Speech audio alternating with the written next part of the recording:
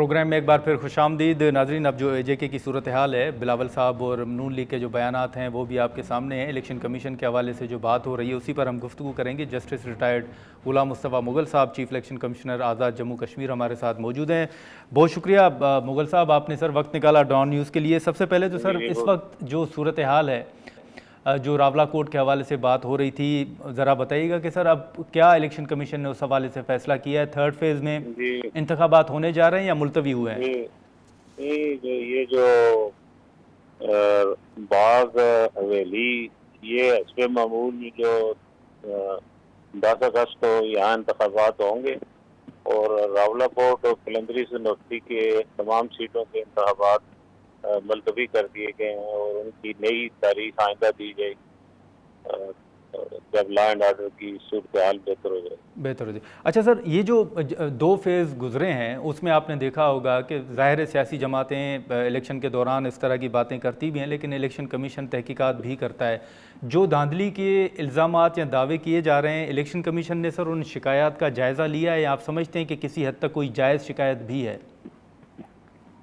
जितनी भी मसलन मुजफ्फराबाद डिवीजन में जो इलेक्शन हुए हैं उसमें मसलन जो भी दरख्वास्त आई है हमने उसको सरसरी तौर पर देखा है। मसलन जब इलेक्शन हो रहे थे हल्का 4 लसराट में जी, तो हमें बताया गया कि पोलिंग स्टेशन 95 पर इस वक्त पोलिंग रुकी हुई है और फायरिंग हो रही है। तो हमने क्विक रिस्पांस फोर्स भेजी तो पता चला कि पुरअमन तौर पर वहाँ पोलिंग हो रही है।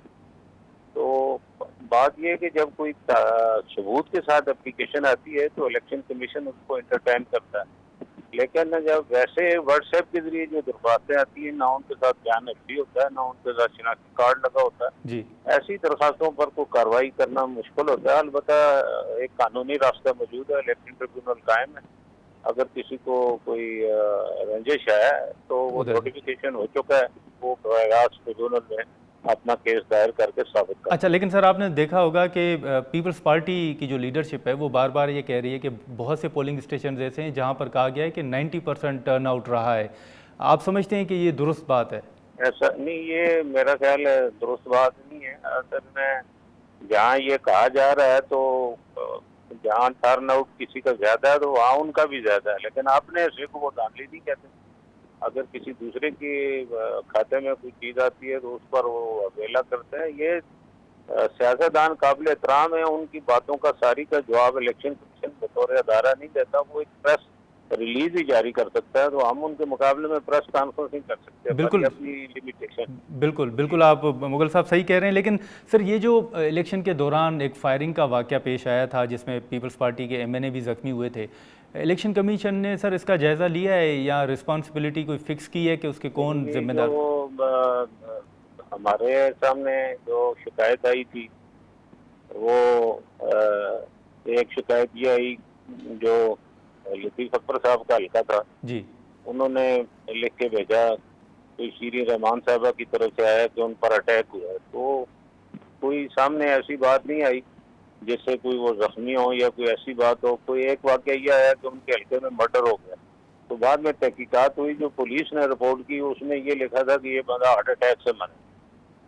तो अब ऐसी सूरत में हम क्या कर सकते हैं? जब कोई ऑफेंस होता है तो उसके लिए दीगर लोग मौजूद हैं, अदारे, वहाँ केस रिजेक्टेड होता है, उस पर कार्रवाई। लेकिन सर ये सलाउद्दीन जुनेजो साहब जो थे MNA पीपल्स पार्टी के, वो तो एक पोलिंग स्टेशन पर जख्मी हुए थे जहाँ पर फायरिंग का वाकया पेश आया था। अब वो मेरे पास इनकी कोई शिकायत नहीं आई ना मुझे ये पता, लेकिन वो उधर लाव लश्कर लेकर क्या कर रहे थे, उनका क्या हाथ बनता था जाकर। सही। तो ऐसी सूरत में सियासी जमातें एक दूसरे के पर इल्जाम लगाती रहती हैं, उसकी तहकीकात मुझे मैं अपने रिकॉर्ड के मुताबिक कहता हूँ कि मुझे सलाउद्दीन साहब के जख्मी होने की कोई इतला किसी तरह नहीं। ठीक है, तो सर अभी तक जो 2 फेज गुजरे हैं आप समझते हैं कि वो स्मूथली गुजरे हैं, कोई ऐसी शिकायत नहीं है? जी अल्हम्दुलिल्लाह, ये तमाम लोग इस बात पर मुत्फिक हैं कि आज़ाद कश्मीर के मारूफी इलाज में ये बहुत अच्छे इलेक्शन हुए हैं और सब लोग इससे खुश हैं।